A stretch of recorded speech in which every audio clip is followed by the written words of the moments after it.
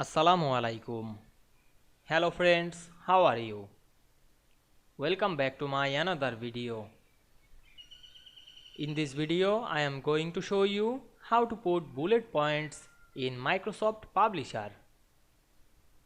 Let's get started. At first, we have to open a Publisher document.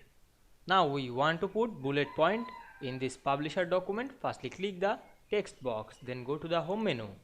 Now we can see here many options. We find and select the bullet option. Here the bullets, now we select it.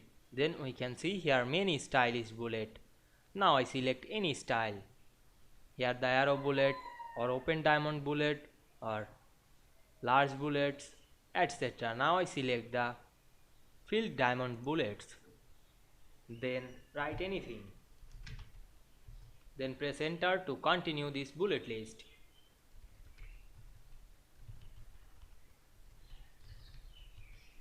Then select the text and increase the font size to see the bullet list better.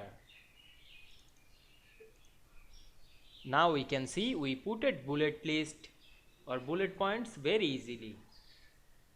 I hope you enjoyed the video. Please like, comment, share and subscribe my channel. Thanks for watching.